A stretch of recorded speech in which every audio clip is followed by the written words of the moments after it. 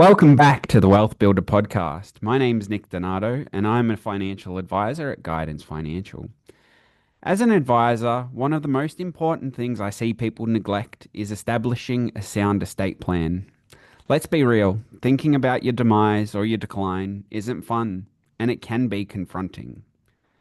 But what is worse is having nothing in place for your loved ones, for your partner, for your kids if you're no longer here, or if you can't make any decisions for yourself. Unfortunately, these types of situations are tough, but when someone does have an estate plan, we can see things run smoothly.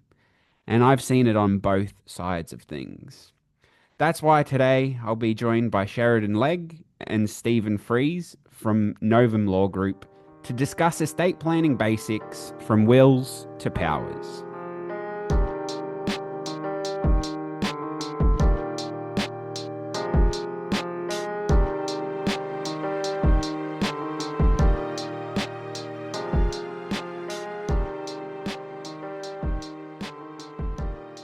Thanks for joining us today, Sheridan and Stephen. It's good to have you on the podcast. Thanks for having Our us, pleasure. Nick. Glad to be here. So, with our audience here, a lot of them might be slightly younger, and listening to a podcast about estates might not be their everyday. But why would a young person need to start thinking about estates now? Well, that's a good question. You're right. It's something we typically think of as relevant for people who are elderly and likely to pass away soon, if we're being frank about it. But for younger folk as well, there's things that can happen. So, for example, one could have an accident or an illness that means suddenly you can't make decisions, you can't deal with your assets. Now, if that happens and you don't have a power of attorney in place, well, actually, your family can't just deal with your assets. They have to head off to VCAT to get guardianship and administration orders. And we'll talk more about that later.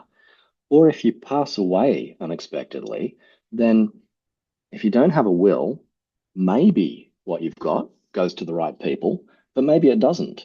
And you're not choosing who looks after it, who makes decisions about it, all of those things.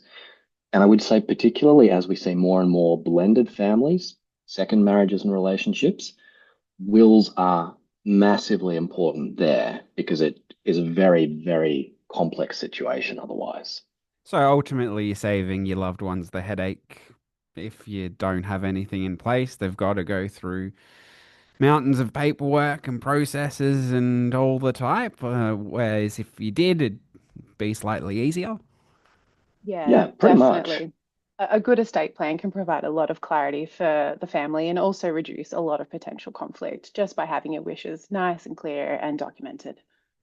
Yeah, and I guess we're all, want to make sure that we're looked after, or when we're not here, the people are looked after, and yeah, avoid any conflict around who gets what and what happens to who.